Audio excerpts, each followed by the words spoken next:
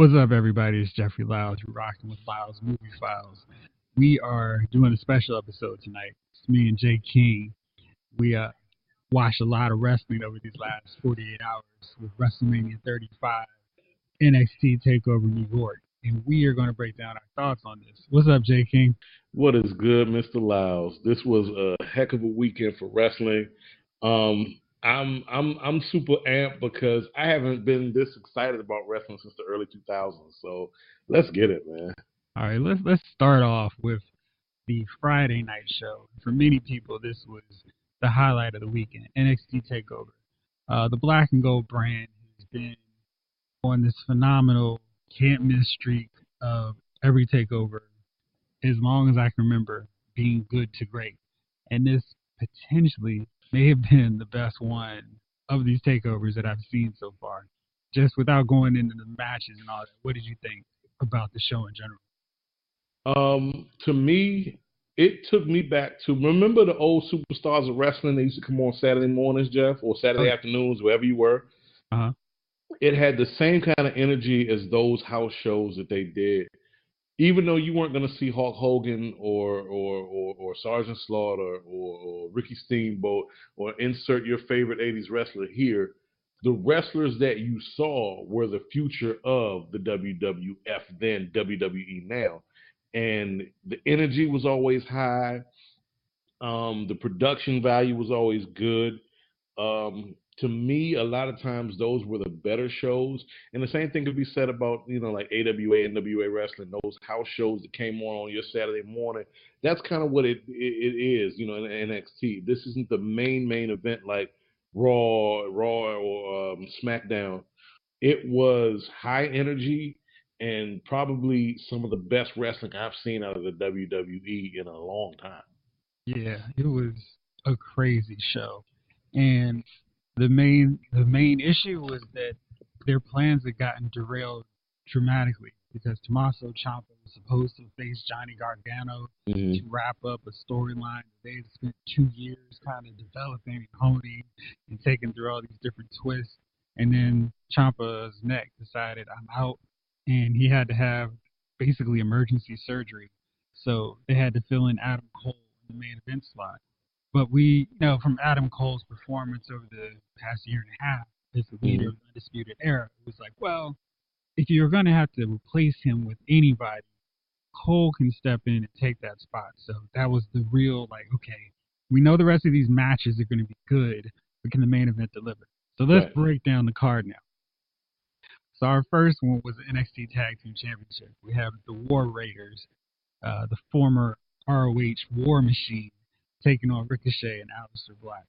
And since Ricochet and Alestair Black have been competing on Raw and SmackDown, had a SmackDown title match at WrestleMania, we knew this was going to be their swan song for NXT. And Ricochet is a former North American champion. Alestair Black's a former NXT heavyweight champion. So these guys are decorated, and it was just a matter of will they leave as the champions. And War Raiders have been, they're that big team. We don't normally see a lot of Vince McMahon's perfect vision of this WWE, where everybody looks like they're sweaty, muscular guys. They have a little heft to them. And Hanson always amazes me every time I watch him. I mean, he's a big dude, and he's doing cartwheels and flipping around like he's Rey Mysterio's bigger cousin or something. What do you think of this tag match?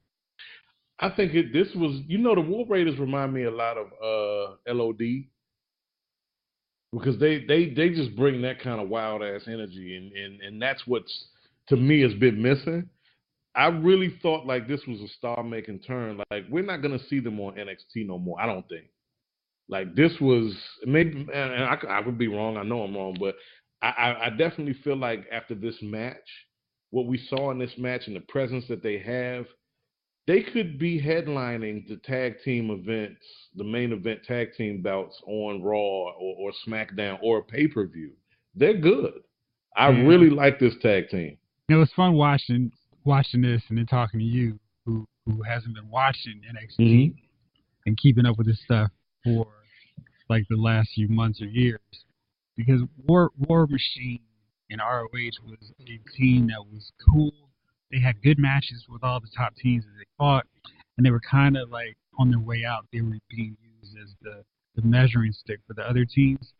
And when they came to NXT, it was like, why are they wasting time Yeah. putting them in the NXT brand? But over the last maybe like 6 months, it's kind of like, well, maybe going to SmackDown or Raw isn't everything it's cracked up to be, because these guys who are on the NXT brand, they get to work with people who are on their level, who aren't hampered, who get to show off their personalities and develop characters in a way we don't see once they move up to the main roster. I mean, those guys, once they come to the main roster, it's pretty much a wrap. Vince goes yay or nay, puts the thumbs up, thumbs down, and if it's thumbs down, you're done. Yeah. And we've seen it so often this past couple of years with people who were big stars in NXT and headlining. Everybody loved. They had great matches, had great gimmicks, and they come up to the main roster and they just get wasted. So I'm not as huge a rush now for these guys who have these great matches to go up to the main roster, because NXT is good enough that it's not the development league anymore. It's the league where, hey, you get to see that classic NWA, AWA, old school wrestling. Jeff, you know what? You hit it right there. The thing that drives any good company, any good success story to me is a rivalry. Back when the WCW finally formalized, right, and they were the major competition to the WWF through the 90s, through the late 80s to the 90s, into this one, the end of the show in 2002. I think it was early, like 2001. 2001, yeah. The competition drove some of the greatest television, some of the greatest wrestling we saw. Not just wrestling, but TV. This was must-see TV back when it was, the old Raw's War days, the NWO, the DX, those stables that you knew and loved. That drove the competition. And it seems like right now, the WWE is they need a competition. They need something to push. They need something to push them to have better matches, have a better product. The product's great right now, don't get me wrong, but I definitely think a little competition is always healthy because it pushes you. It pushes the boundaries. Right now they're the monopoly, and you got what Nonstop or Total Action or whoever, and ROH. and what's the other one? ROH. ROH, and then there's and we're gonna have All Elite Wrestling soon. All Elite Wrestling, Hall of Fame, right? Or Ring of Honor. Ring of Honor is what I'm thinking about. But they don't come close to the juggernaut that is the WWE. They're the industry standard, right? They need something to push themselves, and they're pushing themselves internally, which I think is a great idea. It's just you can't kill the momentum of what you have, because you have a lot of great young talent in NXT. And this is my second watch of this show was my second watch of NXT, and I always dismissed NXT as, okay, this is the minor leagues of the WWE. And really, I'll be honest with you, from what I've seen the last 2 episodes, I've been more impressed with the quality of the matches and the quality of the personalities than I have with what the WWE's flagship offerings give us. Jovon, let me tell you this, man. You watch. The funny thing is, you don't even have to watch NXT on a week-to-week basis. I mean, it's an hour show, so it automatically has the advantage over Raw and SmackDown, especially Raw, which is 3 hours that just never end. Yeah, it just doesn't end. That tight hour on NXT, they're able to do so much, and they tape, like, I guess it's a month at a time, so they can wrap up things and kind of figure out where they're going from the beginning of the month to the last week of the month, and it's like, okay, you see that plan. And this is Triple H's baby. He is the one running that ship, and you can see his old school roots coming up. Like, it looks like an NWA show. And it just plays out like, okay, these guys are fighting because X, Y, Z. And, these guys are fighting because they want a belt. These guys are fighting over respect. And these guys are fighting to be the next in line for the shot at the title. Yeah. And it just every week it plays out that way. But man, if Yeah. you watch two takeovers, I highly encourage you to just go back and watch maybe like the last 2 years worth of takeovers. You can be like, man, why didn't they not tell me about these Oh, before? dude, I've got the WWE Network now, and that's what it's been all about. This takes me back to old school wrestling. Like you said, Jeff, those 3 hour shows that they do for SmackDown or the 2 hours for Raw, it can be a Other way lot of. around. No, Raw. I'm sorry. Yeah. Those are 3 hours for Raw still? Yeah, man, it's I three thought hours. they condensed that. They Uh, should. they Well, need to. here's the thing. It's like when you watch a comedian, like, for example, I remember early Kevin Hart, and I like Kevin Hart a lot, but I can't do an hour and a half of Kevin Hart stand up. They're very rare, the comic that can give you an hour and a half of stand up. You know why? Because there's going to be a lot of dead air in between. Mm. When you have in comedy, they have the tight five, the tight 10, the tight 15. When you can condense your best material in 10 minutes, you can knock a house down. You give me an hour, then I got. It's hard to keep people engaged for an hour Yeah, when you don't that's have strong dedication. material. Right. Yeah, And yeah. that's exactly the problem every week on Raw, which is why I only watch it reading highlights and what I should watch Mm-hmm. on YouTube. So Mm-hmm. yeah, but this tag team match, man, we had the War Raiders taking on Ricochet and Alestair Black. Ricochet was the star of Lucha Underground's Prince Puma. He wrestled in New Japan. He's been a dynamite performer for the last 5 years, and watching him in this stage has been really fun. And against kind of all odds, he and Aleister Black have managed to make this cool tag team. And going against people like War Raiders, where they can just beat each other down. It's just so weird.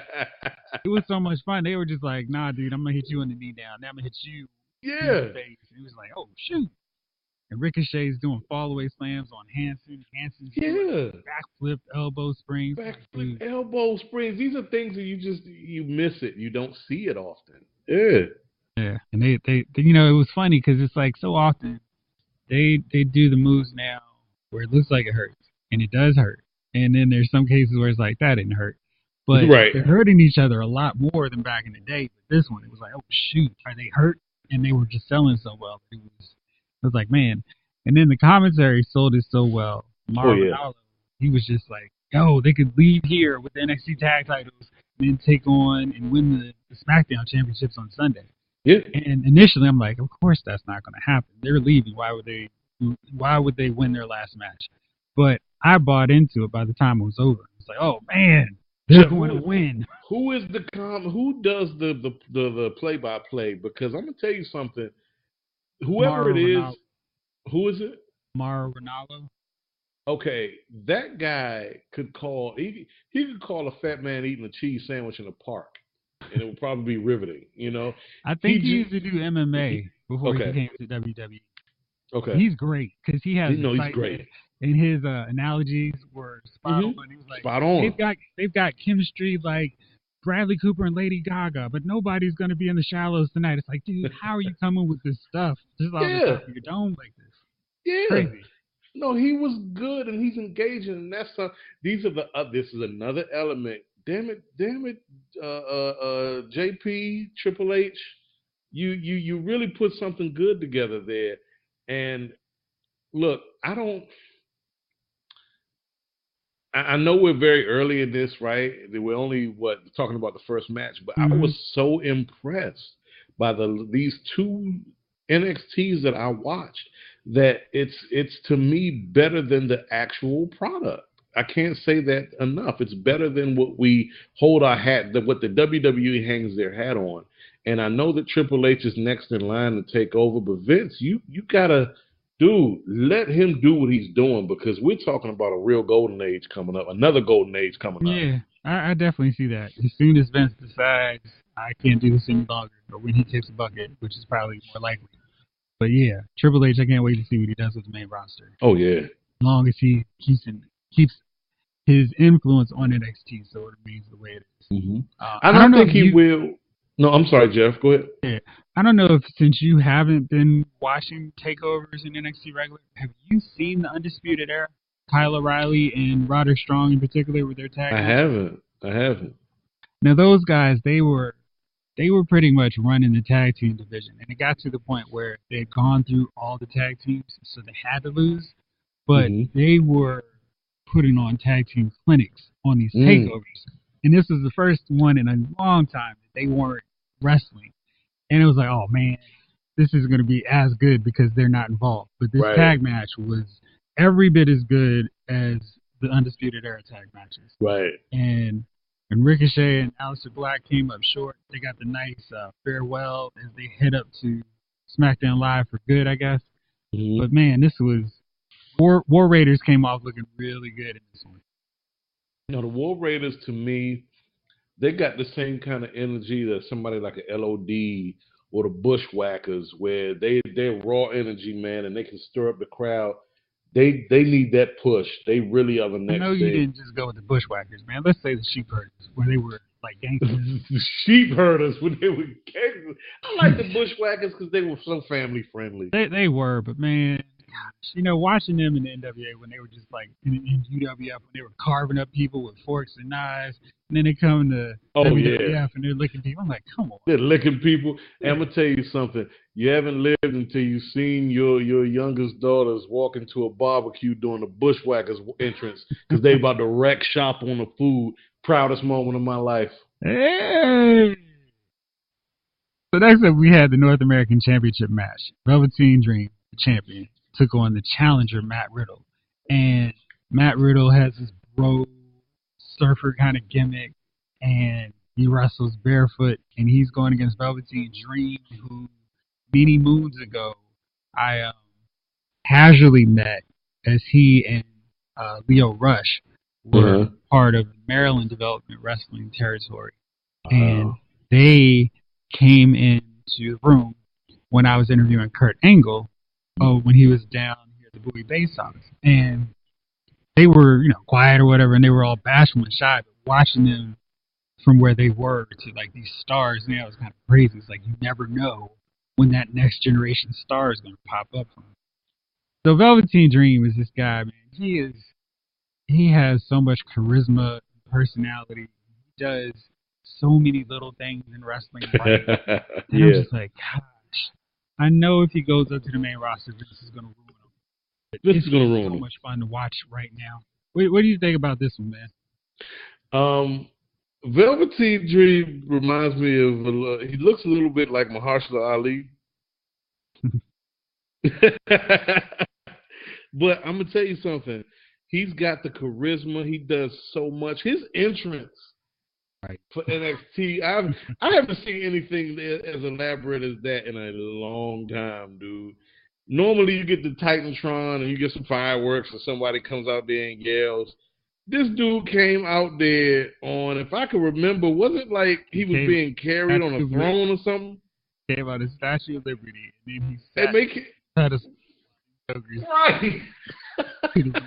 I'm like, man, you got the King entrance and you did the Statue of Liberty. Hey, you did the Statue of Liberty. You are being carried out there, man. This is you can't make this up. You can't manufacture this. This is genuine article. I am a showman. I'm here to get. He understands that. This is a show. Give the people a show.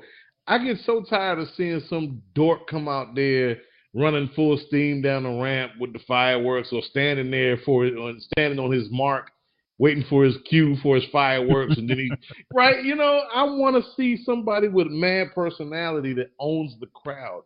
And he owns the crowd. He really did. He from start to finish. And I love that. Hopefully, when he gets his push to the next stage, they don't temper that, or they don't change his gimmick. They don't change anything about him. I know that Vince, like you just said, Jeff, Vince is going to probably change something about him, if not all of them together. You don't, when you got gold like that, you got to kind of let that be. You really have to let that be. Just run with it, do it. Yeah. Because he's going to make them so much money. I mean, because his look is so unique. He's got those sunglasses, which are going to be super. They're going to kill the merchandise fan. All you got to do is put the W on the side of those sunglasses, and there you have it. Yeah, You've sold 1,000,000 of those things. he's a lot, and yeah, and I've seen a few Matt Riddle matches. I Hmm. haven't been all that impressed because he was just doing like really quick matches. He did a couple knee strikes and kicks, and that was it. Yeah, But that's I it. really liked this match with Dream because they were going back and forth, and I was like, oh, now I get it with Riddle. He did a back suplex into the ring for the Dude, second. yeah, I was yeah. like, oh my gosh, that was crazy. Like you're like Crash Holly out there. You're like Edge or something. You go for it. Okay. Yeah, it was that one. That was a nice surprise, and Yeah. Velveteen Dream got the win with like a quick submission reversal, and Mm. Riddle was kind of like, all right, you got me that time, but there's going to be another match, and I'm actually looking forward to seeing that rematch. Anything else stand out to you about that one? Um, the technicality, the fact that not knowing much about Riddle, I I thought it was Matthew McConaughey, yeah, Jack Matthew McConaughey. But honestly, he's a good wrestler. He's technical, and he's Mm. also got some flair, and I like that. I just think like I haven't seen other than what I saw of him from Friday. I didn't get to see much of him else, and I haven't seen much of him. But from what I saw, it seems like he's a guy that has unscratched potential. And the thing about it is, I'm gonna go back to what I said earlier. When you have a conglomerate, when you're the only voice, he's the kind of guy that another like the WCW would have picked up on a contract if it didn't work out with WWE, and he would have became a star there if that existed. He was in the I think he's also another dude who was actually in MMA Uh-huh. before he started deciding to do the sports entertainment version wrestling, Hmm. and he wrestled in PWG. Oh, it's PWG, Pro Wrestling Grove. Hmm. And so he's wrestled some of these guys before on the independent scene. And, he was one of those highly touted free agents that Hmm. they finally signed to NXT. And I think that as he continues to develop and has more matches, he's going to be another guy that once he's on the main roster, they won't know what to do with him. Right, right. But right now, he's going to be a lot of fun to watch, kind of evolve his character and continue to start racking up these high quality matches, must see takeover encounters. But I think he's going to be a lot of fun to watch. You know what's funny? While he was doing his thing, I did see a gimmick for him that probably wouldn't sell. I don't know. I think it would, but who knows? If they were to paint him as the dude, That you audience know will what I'm have no talking about, idea right? who he is. I know, and I feel like, damn, that's a waste.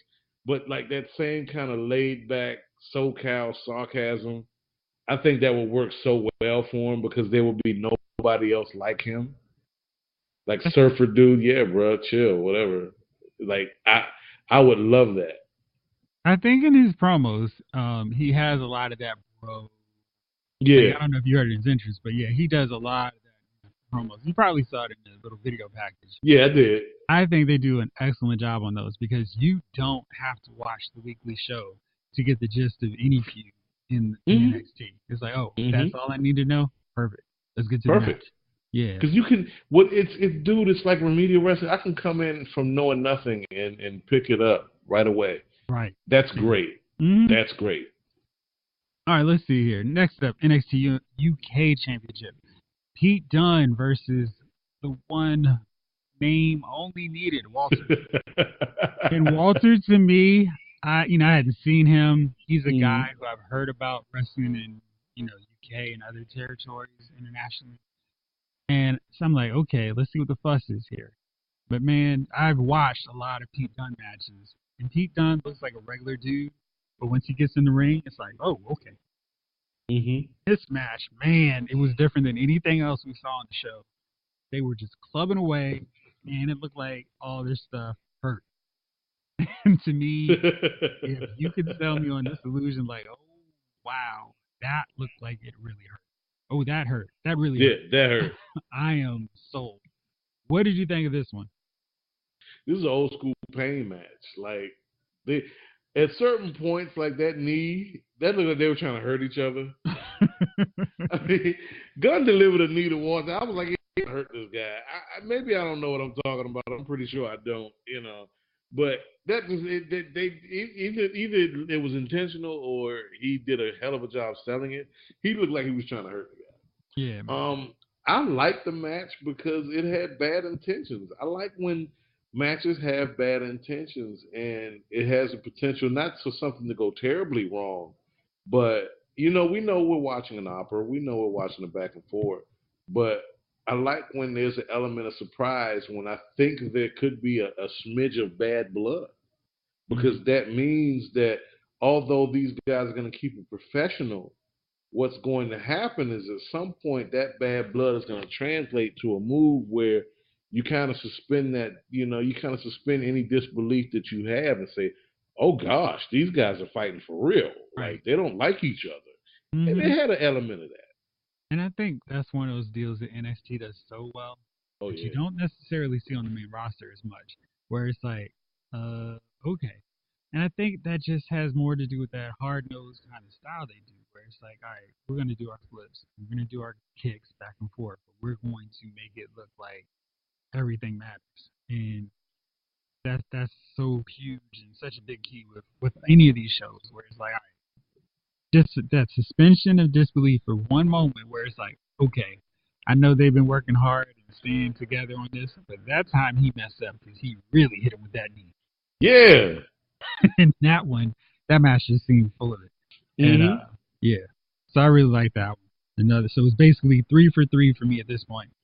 Next up, we have the NXT Women's Championship Fatal 4-Way: Bianca Belair, Io Shirai, Kairi Sane, and champion Shayna Baszler. And Baszler is very confident. She does everything she needs to do as a champ, but she's somebody that needs to go up to the main roster now. Yeah. Kind of gone through everyone on this NXT level that she can fight and get better and kind of hone her skills. Now it's time for her to go against the top tiers, because when she came onto NXT, a lot of like the historical great talent, who were the measuring stick, had already left. Asuka was gone. Sasha Banks, Bayley, Becky Lynch, Charlotte Flair. Those are the main ones. But when all of them left, they created this void. And then some people kind of came in and were like, hey, like Nia Jax and Ember Moon. Yeah. But Shayna Baszler's fighting women who they're not going to book to beat her. And she's just going to be kind of treading water at this point. She kind of needs to go up to the main roster and start having some of these matches with people who will create a better challenge for her and some more interesting and drama-filled matches. What did you think about this 4-way? This 4-way should have been at WrestleMania. This 4-way was better than the we'll get to that when we talk about 35, but the prelude to the main event with the one with what's her name, Carmella won? Yeah, the Women's Battle Royal. Yeah, the Women's Battle Royal. This was better than that to me. And it's not just because she's Asian, but I'm gonna tell you something. She reminds me a lot of what's my girl's name? Asuka. Asuka. Which one? Io Kari. What's her name? Not the pretty. No, they're both pretty, but the really pretty one. I think that's Io. Yeah. That is. Yeah. She reminds me of Asuka. Like she can get down. She can get down. Like she goes in and she's not afraid to get hurt. I mean, she pulled some risky maneuvers off in that match. If I'm not mistaken, if that's the right one, she pulled some risky maneuvers off. Doing some really good moves, and I really like the story telling good friends who want to have friendship tossed aside for this title, but eventually got to the point where it's like, look, I want this belt, and we're gonna have to throw down at some point in the year. And I don't know about you, but I'm really impressed with Bianca Belair. She is not. She's probably the worst wrestler of the four of them, but she just has a presence and she has that swagger. And I don't think we've really seen too many black women. I mean, most of the time they have to have like a personality, like a gimmick kind of thing. Yeah. Like like Ember Moon or Naomi. Mm-hmm. But, you know, I think maybe the last time we saw somebody like Bianca was probably Miss Jacqueline. Miss Jacqueline. I was about to say Miss Jacqueline. She had this real swagger, like, oh yeah, like that's her all day. Right. And Bianca has it in like this modern thing where it's like, oh no, y'all ain't doing this to me. And it's just like, yeah, I don't know, man. It's like that kind of more realistic tone. And I don't feel like she's playing a character. No, she's that's probably playing Bianca up like to like 10. But I feel like a lot of. But you can tell that on a daily basis, that's Bianca on a 7. Right, exactly. And it's just like, man, I love it. So I really want to see her. I wanted them to do more with her, and I didn't like that she took the pin or she took the submission because I want her to be the champ and Shayna to move up because I think that Bianca is somebody who will learn and get better in that role of a champion. And she can figure out how to wrestle, but she's got that personality. I think that division needs a presence like her in the forefront. It is right now. Yeah. So that was good stuff. And then time for the main event. We don't have time to kill on NXT shows. We just get title matches and we go home. This one was for the vacant NXT Championship. Johnny Gargano versus Adam Cole. And 2 out of 3 falls. What I love most about this was 2 out of 3 falls for a vacated title ensures that there's no fluke. There's no, hey, one person slipped on a banana peel. It's an undisputed win. The person who wins has to win 2 falls. And the loser can't go, oh, well, you know, I was blinded by the lights real fast and you got to sneak one. I like that setup. And this way, you can create some angles and sort of future storylines, but you've got the basis of, hey, I beat you 2 times, but the other guy can go, I beat you 1 time, and I just need 1 time to beat you 1 time again. So this one, Adam Cole is a bastard. He sends his buddy the Undisputed Era to the back. He's going to do it for himself. And Gargano comes out rocking the Iron Man tribute outfit, and it's just good stuff. First fall is kind of slow, but, you know, they're going for a long time. So that setup, the build, they don't need to give us everything that first fall. Cole gets it with this last shot finisher. Then we've got the Gargano, the underdog. The perpetual underdog has to win 2 falls to win the match. And he's going, and he's fired up. He's going and using some of his old tag team moves with Ciampa from their DIY days. And then he finally gets the Gargano escape for the second fall. Now it's tied up, and everybody's like, okay, now the match has really started. Gargano and Cole are going back. They're throwing everything out of their arsenal. The commentators are going crazy. The fans are going crazy. Undisputed Era tries to do a run-in, and everybody's like, no, don't let it end this way. Doesn't. Gargano gets the win, and the fans, the crowd, nuts. Commentators are losing their voices. A epic takeover moment, epic WrestleMania weekend moment, and it set the bar so high. Anything else that came after it. Mr. King, what did you think of this one? This was a great main event, and this is the kind of main event you want for any pay-per-view that you have, any show that you have, really, because you had a bit of it all. You had drama. It was high drama. You had good wrestling. You had 2 good personalities going at it. Like, I didn't know either of these guys were a can of paint, but I was very invested in the match. Come back up. You're breaking up from the mic. Okay. How about now? There you go.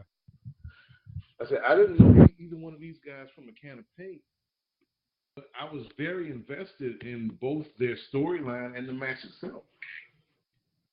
And that rarely happens when you don't know the wrestlers at hand. You know what I mean? Mm-hmm. That rarely happens. You have to kind of have to be invested in these people and their success or their failures, etc. I didn't know either one of these guys, and I was like really pulling for what's his name, Johnny Gargano. Mm-hmm. I was pulling for him because you could tell he was the obvious underdog, or you know, at least the folks wanted him to win, and it was a good job of portraying that. And I was like, yeah, this is a great match. So this was another win to me for NXT. a tight set, and they put their, but to me, not knowing as much as I should know about NXT, I'm pretty sure those of you out there who know will have varying opinions. But for somebody, and I'm coming from the point of view from somebody who's this is my second for my second watch, right? This is the incentive for me to become. Damn it.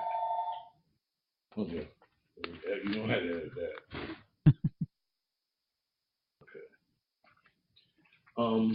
This is the incentive for someone like me who has never watched or followed NXT up until the last two showings to watch from here on out because I find it to be a very good product and in a few ways superior than the product we get on Mondays and Thursdays. Jovon, I definitely encourage you to at least go back because NXT it had the development league tag for a little bit, and it was kind of like, okay, this is where the next generation of stars are going to come from, blah blah. But they kind of turned the corner right around the time where um, Big E was the champ, and he had beaten Seth Rollins, and then he lost to Bo Dallas. And right around that time is when they just started having really good takeovers. Sami Zayn is a fixture there, Tyler Breeze, and then they get the influx of the first generation of real big superstars like Finn Balor, Kevin Owens, Hideo Itami. And when they come in there, they just kind of shift up their whole presentation where it's like, look, we're gonna make these guys look every bit as good as guys on Raw and SmackDown. And they changed everything up. And then at that same time, they were putting just as much focus on their women stars like Charlotte, Sasha Banks, Bayley, Becky Lynch, and their tag team division was growing, getting stronger, and everything. It was like, wow, they're actually booking this like an old school wrestling promotion. So if you just start from, man, I guess that's probably like 5 years ago now. Just Jeff, watch them, right, man. Be hooked. right there, you sold me even before that. But what you just said harkens back to something like you said, old school wrestling, when talent was developed. When you watch, it was an organic experience to watch a wrestler go from doing, he was a jobber to being a main event guy to being the face of the whole promotion. I don't There's know. a lot of good stories with NXT talent, Mm-hmm. and watching them evolve from random person trying to figure out what they're doing and going through numerous gimmicks to, oh, this is the gimmick I'm going to do. Oh, okay, I've got this thing. And watching that light bulb click or turn on and them becoming stars before our eyes and then going up to the main roster is great. It's like a success story. Not every time, but when it happens, it's real magic. And watching that unfold like over the course of 2 years is really special. And it makes I could those imagine. takeovers. It takes those takeovers to a totally different level. I can imagine because it's an organic experience when you watch someone like that. You've invested in this wrestler. It's like watching them. It's like it's like watching the Golden State Warriors back when they drafted Steph, and then here comes Clay and Dre, and it was like watching them their first You two faded back series out. against San Antonio. Can you hear me now? That's a little. I'm in a bad spot of the house. Hold up. How about now? Same. Same. Now. Okay. Okay. It's like watching the Warriors as they evolved as a team, right? We're talking, of course, we're talking pre-KD and pre what we see now from the Golden State Warriors. It was like watching them back in 2012 or 13 when they got beat by San Antonio. You knew there was talent there. You knew that there was a lot of talent there, and they were going to be the kings of the world someday. You're just riding a wave with them. It's like watching your favorite young boxer go from being on the undercard to the big attraction to being the attraction himself. It's really organic to watch someone's success along the way, and you feel so much more investment than you do when you get these kind of finished products. Like the last thing I want to see is Rob Gronkowski as a wrestler because I know they keep talking about it, and I know at some point it may end up happening, but I don't want to see that because It's like the Rousey thing. You've already got a name, and you're gonna get the push. You're gonna get the push. So I'm Mhm. not gonna be as Exactly. invested. Yeah. So I'm not gonna be as Exactly. invested. Yeah. All right, Rather, so that was yeah. Takeover.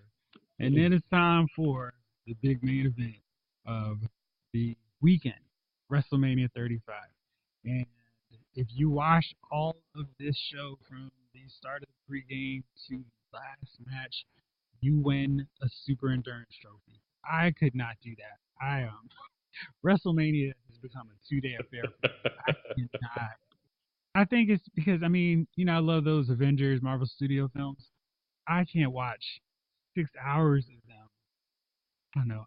Maybe it's a little bit different, but man, watching the one setting, basically wrestling ring, and knowing they can only do but so many different things, I get tapped out long before the 6 or 7 hour.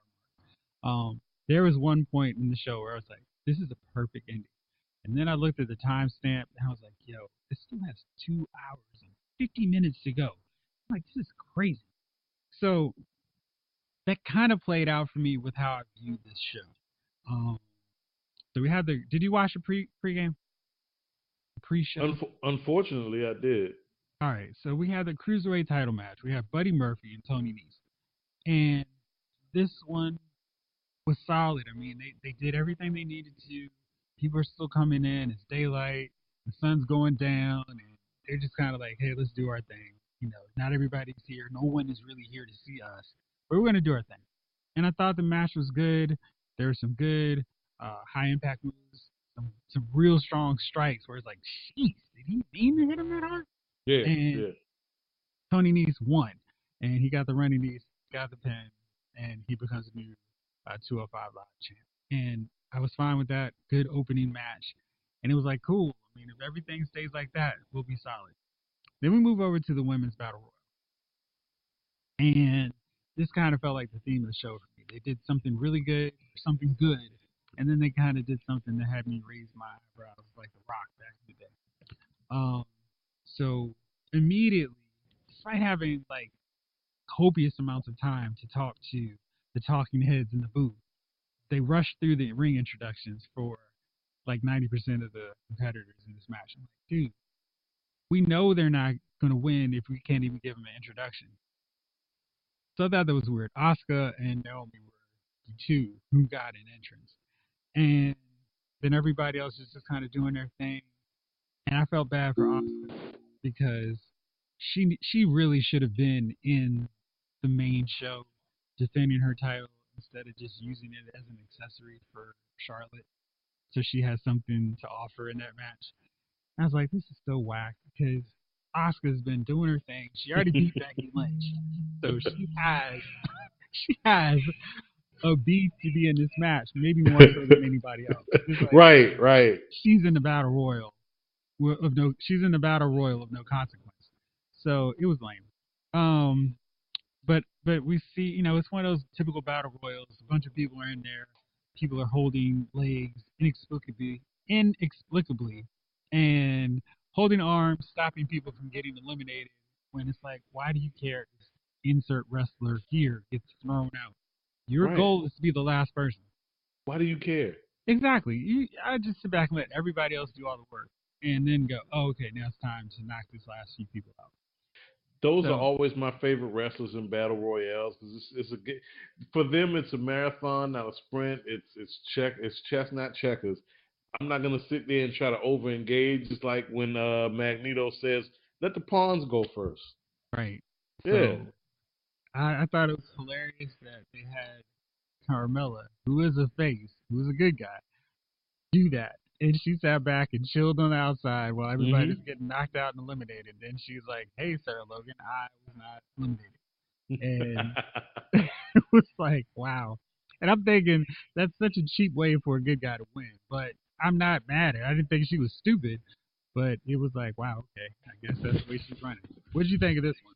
I loved it. That look at if not for these kind of matches, you got a boring night. Somebody's got to be the one that takes advantage of the stupidity of the other people. Yes. Somebody's got to do it.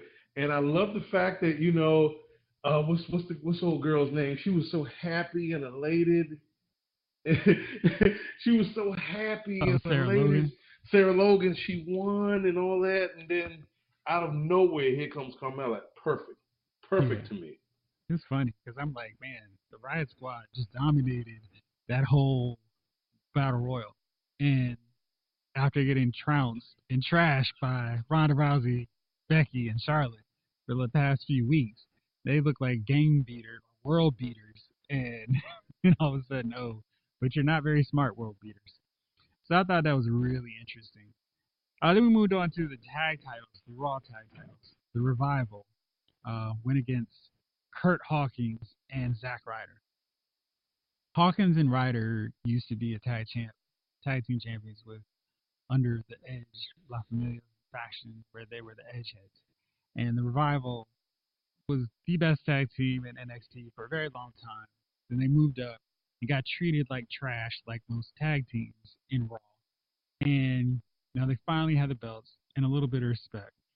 Dash Wilder was pretty much the internet's favorite wrestler over the weekend because he straight punched the guy who attacked Bret Hart at the Hall of Fame ceremony when they were escorting him out. And if you haven't Which seen was it, nuts, by the way. it What was the quite nuts. hell? Like, I don't even understand how security could allow that, be sleeping on the job like that. But you know, the So wrestler Jeff, will really never quick, be on the stand or in really the quick, ring Jeff, at that one. really quick, Jeff. Yeah, Are any of those guards employed as of today? I gotta assume not, man. I mean, you had one job. Don't let somebody take it. That's it. Yeah, I one mean, job. that's your entire purpose of being in this place right here, right now, and you failed miserably. So yeah, that wasn't a good look. But the Revival, after basically 20 minutes, lose their belts to the underdog team, and we're pretty much assuming they're going to lose the titles on Raw tonight as we're recording this episode. What did you think of this one? What I know you text during that match. You aren't a fan of the Revival. They were trash to me. I'm sorry, and Jay's trying to sell me on them, and I was like, nah. I'm based on what I'm seeing. These are just two guys put together. The only thing they have in common is they're wearing the same trunks. See, Like they are I a tag team that has been dramatically, ridiculously reduced. look stupid since coming up from NXT. In NXT, they just ran through the tag team. Mm-hmm. They were like, look, we're not a flashy team. All we do is win. But And see, Jeff, that right there, people like me who have an unformed opinion because we didn't get to see that part, we don't know. So we're assuming that these guys are trash because they have trash performance on big stages. If you're setting them up for that kind of success on the next stage, continue the momentum. There's no reason to kind of shortchange these guys and make them out to be losers or whatever else, second run or also rans. Give them the push because for what it's worth, competition breeds success. I love the fact that I love when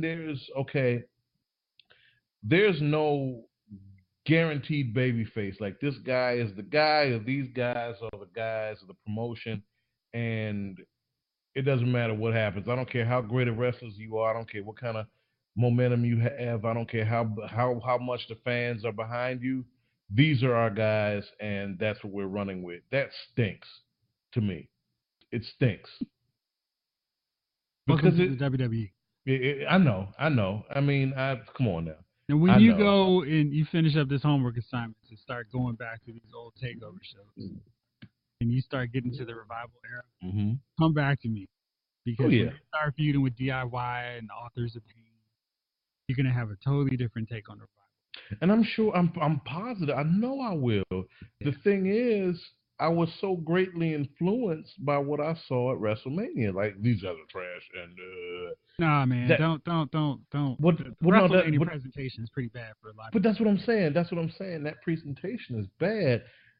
you can set a precedent for people on that grand stage, because if I see Mm-hmm. you lay an egg on that grand stage, I assume, as not being familiar with you, I assume that you're trash, right? I tell you Whereas, different. That is not the case with them.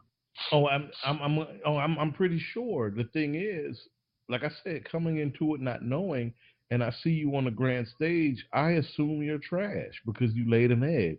If I would have been able to see your come up, and I know better, then I know better than what I know, that you guys are actually solid. It's just you're not getting your just due at this stage. All right, we're gonna run through quick now because we're closing in on the start of the NCAA March Madness finale. So we got the Andre the Giant Memorial Battle Royal, and the craziest part about this was the main story was Braun Strowman was seeking to end his vendetta with Saturday Night Live's Colin Jost and Michael Shea. And Braun Strowman has been competing for world titles. He keeps getting this start and stop push. He should be one of these guys in the main event.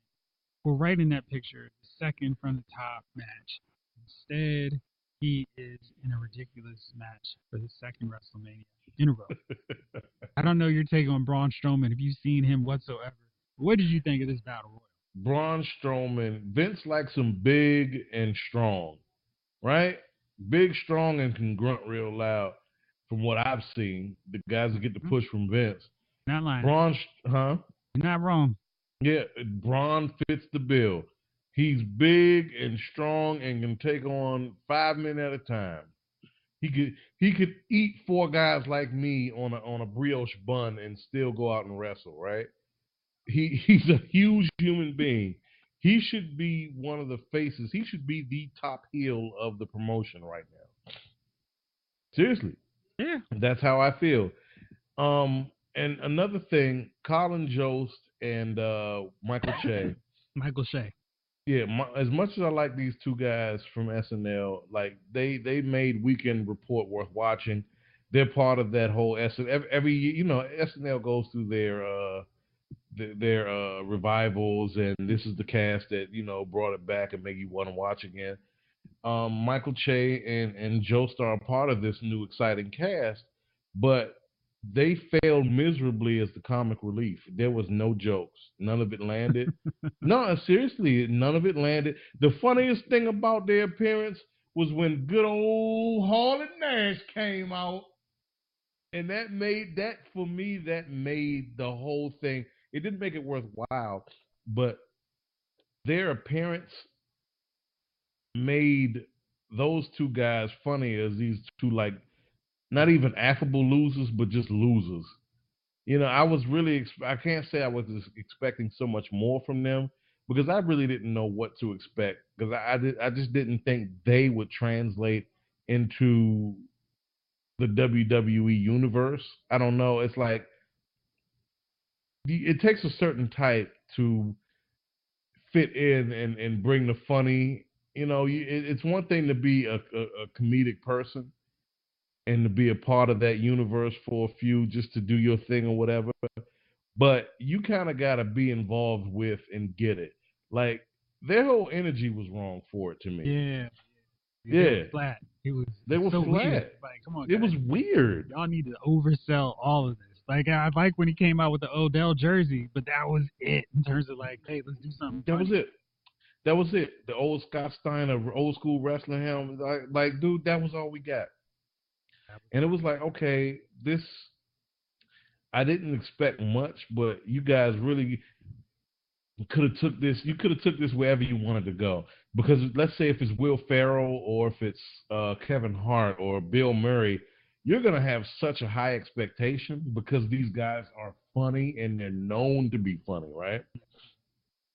Even though Michael Che and Colin Jost are known to be funny, we don't know much of them outside of their realm. Like, we've seen Kevin Hart at every NBA All Star game since 2010. Bill Murray is always involved with baseball and golf. Same thing with Will Ferrell. He's always involved. He did an HBO special, for God's sakes, with him playing for 12 different baseball teams, spring training teams or something. So we know these guys and their integration in the sports, and they're known to be always funny. With Colin Jost and Che, they could have taken this wherever they wanted to go. It's just it fell flat, and I don't know if they had control of their jokes or their presence at all. But I just don't think it was the right fit at all. They should have done something totally different. Totally different. So then we move on to the world. So the official kickoff to the show begins, and this is probably what, hour 3 at this point. I was 17. Yeah, man, it was like, come on. And Alexa Bliss comes out, and she's ready to get the crowd hyped up. And my biggest thing with WrestleMania in this modern era is they tell us, I'm going to create a WrestleMania moment. And I'm always from the mindset, you can't tell me what you're going to do. You do what you do. And then I decide, as the viewer, oh, that was really cool. What a moment. Surprise me. Yeah. I'm about to make a moment. I mean, that's just not how anything plays out. I mean, Jeff, it's one of their like flaws. I know. You don't make a moment by announcing you're making a moment. Exactly. I mean, unless you're Babe Ruth. But he didn't grab a mic and say, yeah, by the way, I'm Hey, he just called his shot and hit his shot. That created the moment. Like you said, he didn't grab the mic and say, hey, I'm about to bet this in the left field, y'all. Right. Which would have totally killed the moment. So Alexa Bliss goes, I'm going to create a moment by the snap of my fingers. And I'm thinking, what would have been cool is if they had Josh Brolin show up like Thanos. That would have been funny. Oh, that would have been hot. That would have been a moment. But Hulk Hogan comes out, he does his routine, and it's like the audience is like, okay, Hogan's here. And he's one of those guys who's been gone for a while, comes back, and it's not quite the same thrill because he's going to show up all the time. And yeah, that was weird. Then we had our Universal title match. Brock Lesnar versus Seth Rollins. Brock has basically held the title hostage for 2 or 3 years. He doesn't defend it. He shows up very uninterested in pretty much every match, except for when he's going against guys like AJ Styles, Dan Bryan, Finn Balor, and Seth Rollins. So this match, it looked like it could have had a lot of potential, but it lasted all of 3 real minutes. And it was like Brock threw him around, bruised him around a little bit, and then it was time, hey, let's get this match underway. And he misses a couple of charges. Seth hits his stomp 3 times, and we have a new champ. What did you think of it? Garbage. This was to steal a line from Chief Chocolate Daddy. This was total garbage. I mean, I've never been a huge fan of Brock because Brock is the kind of guy like, who does he remind me of in terms of other athletes or other teams? Brock is like, I don't know, man. He's like Maurice Claret. Yeah, like we need whatever. And I'll do whatever the heck. Yeah. I'll show up at training camp with a bottle of vodka. Like, come on, dude. Seriously. Like, Brock could be so much more than what he is. He is a beast when he's motivated and up to par. But Brock, for the most part, looks like he just left Golden Corral and your local liquor store. Like, he put down a keg before, and he's going to attack the meat section of the Golden Corral buffet. And then he's going to go wrestle in an hour. Right, he's carrying a little water weight, a little beer weight. And right, I forgot. He goes to wrestle. Oh yeah, that's right. We got him. I got to be somewhere tonight at 7. It's like, dude, come on. It's like, I'm pulling. I've pulled for you for a decade, but at the same time, you've been a total disappointment at every turn. So it's like, I don't care no more. Yeah. And when I don't care no more. When they trotted him out, that's how it felt, man. The crowd was like, okay, good. The belt's off of him. And have the belt every night on Raw. I mean, because Brock was like gone for months, man, and no one could understand. No one would bother explaining the 30-day defense clause. It was just like, oh, Brock, like, how is Brock invulnerable to this title thing that's been established for so long? When we have Roman Reigns, he's like, dude, I'm fighting leukemia. I mean, under the Brock rules, he could just be like, I'm going to take my belt for 6 months and show up afterwards. Yeah. Because we got Brock Lesnar sitting here eating brats and beer farting into a chair until he has to go out into the ring and struggle for 5.5 minutes, while CM Punk and that relationship is spoiled and he's out in the nether.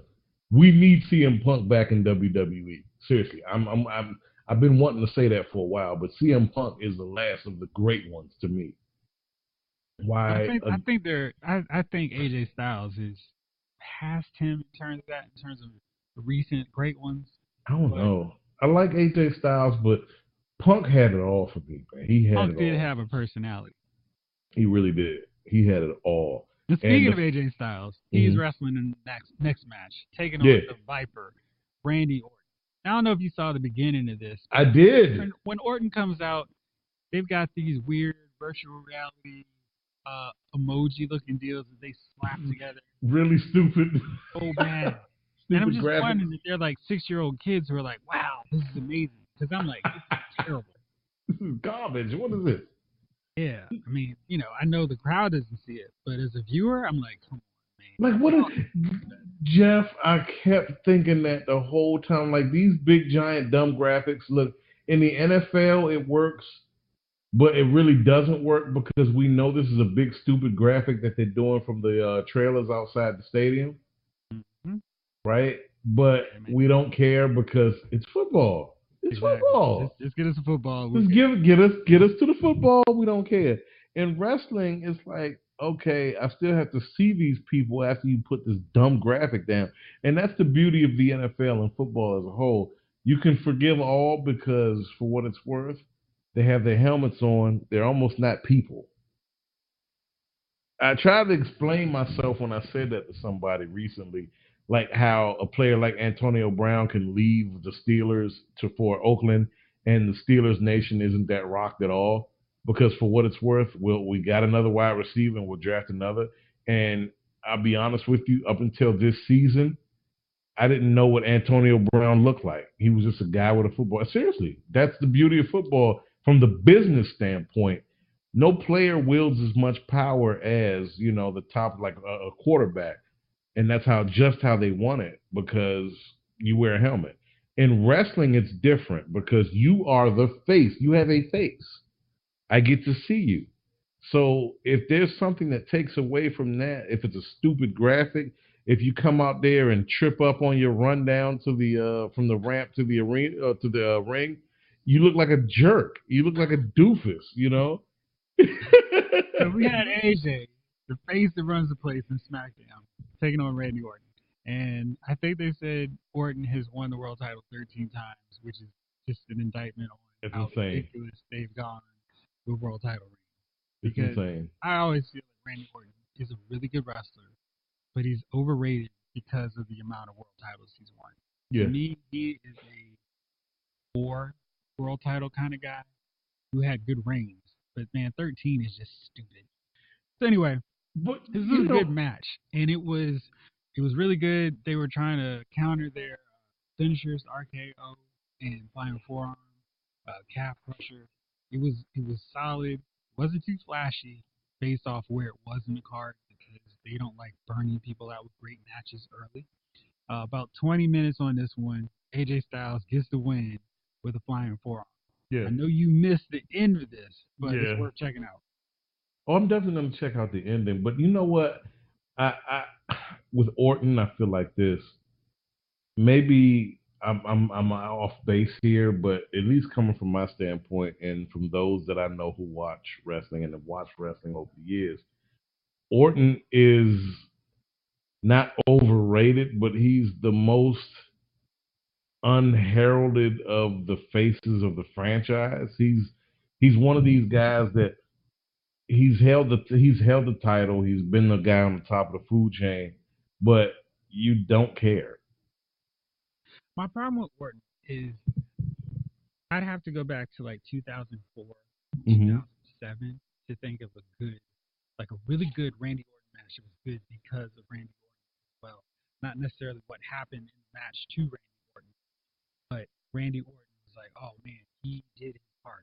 Like he was fighting with Mick Foley. I was invested in that. When he Mm-hmm. was fighting with Evolution or fighting against them, I was pretty invested. When he was fighting the Undertaker, at WrestleMania 21. Super invested in him. But now it's kind of like he's the guy who moves slow. He's the Viper. He's gonna pound his fist and he's gonna do his gestures and do his thing.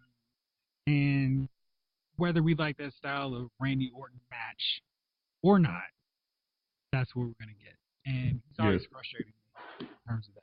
But I like this match well enough. Moving on, we got the SmackDown tag titles.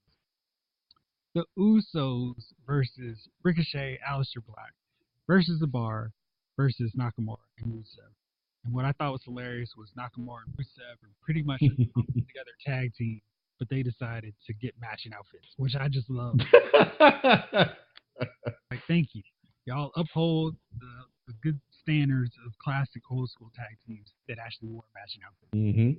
But I love the Usos outfits, man. The Uso collection, the white and gray hoodie. I want instead of that. That looked like baller gear in wrestling. And I like the Usos. Been a big fan. I thought this was going to be Ricochet and Aleister Black's night, but the Usos pulled through. And the cool thing about this match, there was actual story to it, where the Usos were punished for helping the New Day help Kofi get his title shot against Daniel Bryan. So they got put in this match where they didn't have to win to lose, or they didn't have to get pinned to lose their titles. So I loved how that actually was part of the overall or the bigger Kofi storyline. And I really liked that they won the match too. And so I really liked how this played out. This match wasn't great, but it was fun. There were a lot of quick tags. Cesaro did like 80 rotations with Ricochet. I liked it. What'd you think? No, I loved it. It was a great match. At the same time, I feel like the NXT match. I feel like Aleister Black, an old boy, participated in a better match just a day prior. The thing is that those 4-ways, those three-way matches, they're always set up where a team has to sit back on the side or a person has to sit on the side while the other two square off. And in the tag matches, that just means more people are fighting against more people. But in the NXT title match, they were just two dudes going against two dudes. And it was like, oh, shoot. Oh, he broke at the pinfall. In a 4-team match, it's just a little bit more chaotic. I thought they did a good job maneuvering through the chaos, but that's what you get anyway. All right, next up, we got the Falls Count Anywhere match with Shane McMahon versus Miz. Now, you texted me something hilarious. Go ahead and tell everybody what you thought about Shane McMahon. Shane McMahon at 48 looks like Michael Keaton today. True story. Yeah, no, he really does. And look, I don't care how much gym time Shane McMahon does. You can tell it's shoulders, chest, and arms every day. We're not working on anything else. Nothing else. Like, his head looks like one of those mini Heineken big kegs. He's just a mess of a man. It's just a mess of a man. Yeah, I was not sold on this match when it was announced because they always try to push Shane like he is a world beater, like he can hang with the Undertaker, he can hang toe to toe wrestling wise with AJ Styles. He's not afraid of Braun Strowman, and Miz has played his role to be the loathsome, despicable heel so well that I had such a hard time trying to root for Miz. But man, this match was pretty fun right up until the ending, and I was worried this was going to be the point where the show was about to go off the rails because Miz got his stuff in on Shane. Then Shane got the advantage. Then Miz's dad came in for some just ridiculous, crazy, funny stuff. And then Miz just beats Shane down for like a good 7 minutes. And then he takes him up on a scaffold. He's in the suplex, but somehow Shane falls on top and gets away. What did you think of this one? It was ridiculous, like it should have been. Yeah. It was ridiculous as it should have been down to the ending. Shane's entrance was some of the funniest stuff. It was so bad it was good. And he's a bully. He's a rich kid. He's Eric Trump. He's every privileged kid you've ever known. and I love that he plays up to that. Um, the first 3 minutes of that match was hilarious because it was just classic Shane. It was classic Shane. I'm just gonna be the biggest douche nozzle I can, and you just got to deal with it. You got to deal with it. Um, the ending was what it was. You know, people are gonna love it. People are gonna hate it. Um, overall, I think this is what you should expect or have zero expectations when you come to it or you see a Shane McMahon match.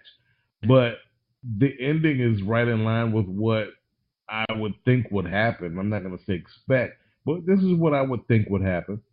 Yeah, it was decent. Yeah, it was. So it was. I didn't like that Miz lost because I was finally coming around to Miz as a face, but Mm-hmm. this helps the feud continue. Next up, we have the women's tag team title match, and this is the first time it's historic women's tag team titles are defended at WrestleMania, as they're always so quick to tell us with anything involving the women, it's history in the making. So we got the champs Sasha Banks and Bayley taking on Nia Jax, Tamina, and Beth Phoenix and Natalya, and the Iconics. Now we need to go into the match. I thought it was okay. I don't think any of these matches that we saw from the women on this show were especially crisp. This one's probably the worst of all of them. But I love the Iconics. I love their whole ridiculous gimmick. I love that they came out with Maleficent, uh, ear, helmet, wings.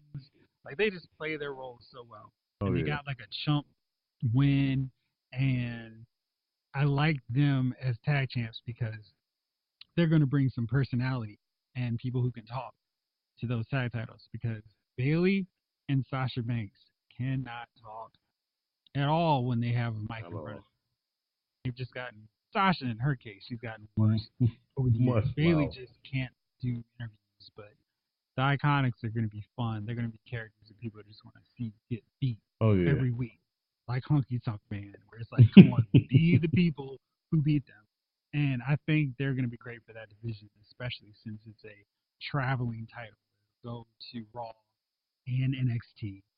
And I hope that they fight the Sky Pirates on NXT because I think that could be a really fun feud too. What do you think about that one? Same. I mean, you mirror my sentiments. They're so ridiculous that you have to. They're entertaining. You know. Mm-hmm. Granted, I love when people. How can I say it? I hate when people aren't great personalities on the mic, but I love when they're not great personalities on the mic because it makes some really awkward exchanges, some really awkward dialogue. I like that because I like those awkward pauses and this kind of what the hell moment. That deer in headlights look like, oh no, Yeah. what am I supposed to be saying? I And mean, if you know the backstory of the Iconics, Billy uh-huh. Kay and Peyton Royce have been like childhood friends. Um, they're both from Australia, and Mhm. they've had this dream of being WWE stars, since they were little kids. And actually seeing them get their moment and celebrate was kind of cool. That was And I nice. don't know if they make them heal so much as just like weird and self-obsessed uh, narcissists, but I think they're going to be a lot of fun in that role. Oh yeah. Let's Oh go yeah. on now to the match that restored like 1,000,000% of my faith that they actually know what they can do when they decide they want to do what they should do. The WWE title match, Daniel Bryan versus Kofi Kingston. To me, I think to everybody, this was the main event in terms of match quality and actual WrestleMania moment creation. The whole storyline was that Kofi is a B plus player. He is good enough to be in matches with stars, but he's not one. And he can fight for the world title, but in multi-person matches, he's not going to get a one-on-one shot against Daniel Bryan. And Vince McMahon made him go through all these hoops. The craziest thing about this angle was Kofi really wasn't supposed to be there. Ali was in this elimination chamber set up to be part of that match. Ali got hurt, so they had Kofi fill in, and they stumbled onto the fans' realization that Kofi Kingston is a great wrestler, has a lot of personality, and he's been here forever. and hasn't gotten his shot. That resulted in the perfect storm of the fans going nuts for him, leading up to Elimination Chamber, him having this great showing in Elimination Chamber, and coming really close to beating Daniel Bryan to the point that the fans are yelling, Kofi, Kofi, and it's like, well, wait a second. I know you guys have to be paying attention. This is your match for WrestleMania. And they figured out that's what we should do. And they made Vince put the New Day through all these obstacles to get this match. And it made the fans want to see Bryan versus Kofi more and more and more. And it's crazy what happens when you program the fans properly. When you build a story up, when you build the characters up the right way, they react the right way. It wasn't one of those modern deals where half the fans were chanting, let's go Bryan, let's go Kofi. It was all Kofi. Like, the fans were the loudest. They were all night. They reacted the way they wanted to. Bryan has a submission move in. The fans do the slow, come on, come on. They started clapping louder. I mean, this was textbook wrestling. It's have them in the palm of your hand, twist, make them react the way you want to, and then instead of some crazy, y'all never saw this coming, we had the New Day turn on Kofi, surprise, then Bryan retains his title. No. Kofi wins. The crowd goes nuts because I think we've been conditioned so long as WWE fans that what we want doesn't matter unless it's for the people that Vince wants us to like. This was a real WrestleMania moment. The fans went nuts. Kofi and the New Day were ecstatic, and they had the old WWE title to give to Kofi, not the modern new Daniel Bryan recyclable version, which I thought was perfect for his character. But I like that Kofi got the real belt. And then they had T-shirts saying that, yes, there's a new champ. And the best part was when they brought his sons in. And the oldest son was like, yo, look what my dad did. Oh, he was in the moment. Dude, was he? It was great. And on Twitter today, I saw an Instagram story from MVP. I don't know if you remember him. And Shad Gaspar, who was part of Crime Time. They were watching the match somewhere, and they had somebody recording their reaction when Kofi won. And they actually got emotional, choked up, teared up. And I was like, gosh, this is the last. I can't remember a time where I was that excited watching somebody become a champ since probably Ron Simmons, where it was like, wow, he actually won the title. And this is crazy. What did you think about this? Oh, more the same. This actually meant something, and aside from, black man to black man, when you see a guy who, for the most part, doesn't fit the bill of being the guy on the top of the food chain or the guy on the top of the heat, you see a guy just work his butt off to get it. And I don't care how anybody feels about wrestling. You can say what you want. This is hard work. It's hard work. And I'm speaking from experience, right? But no, these guys put their bodies on the line just like anybody else. You try jumping off the top tier of a turnbuckle and falling on somebody who's 245 pounds. Try it, right? These guys put everything in, and they're traveling all the time, all of these things. And for a guy like Kofi, and even with Daniel Bryan, to me, he doesn't fit the bill of the typical WWE championship wrestler, right? Am I wrong? He doesn't fit the bill. Like, I remember his big push a few years back, the yes, yes, yes movement. He was an underdog at one point who the crowd just wanted to see get over. And when you see that, no matter who it is, it's a big moment because like when I remember when Foley won it, it was like, dude, nobody picked Foley. Foley, remember when he was Dude Love? It was like when you see it happen, it's big because these aren't the typical guys who are the faces of the franchise, who are the guys that sell the tickets. When that happens, to me, they become bigger stars than the guys who supposedly fit the bill because you're so invested in them not just as wrestlers, but as people. And Kofi had a real person to person moment with his bros, man, with the New Day when they're hugging in the center of the ring, and you see the emotion, you see his kids come in. That touches that strikes the chord with the people. So they definitely connected with the people in that regard, And it's a big moment. It's a great moment for WWE, for Kofi, for everybody, and hopefully, like this has been to me one of the most diverse WrestleManias. Just because, I mean, the obvious, of course, but this hopefully is it's a I hate no pun intended, but all pun intended. It's a new day for the WWE where we see that this kind of inclusive environment where it's not just the giant white man who wins the title or is deemed title worthy, or it's not just the blonde haired, blue eyed, buxom blonde who's the title holder for the ladies. It's all inclusion because you look around the crowds.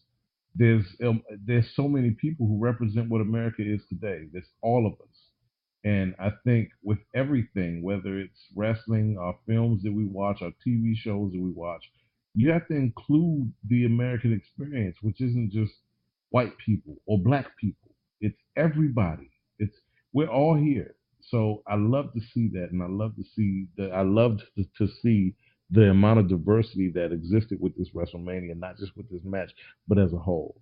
So I really loved that match, but Yeah. overall, I really loved what I saw yesterday with the diversity of it all. I loved it. All right. Well, look, I think that is a perfect endpoint for this half of the WrestleMania recap.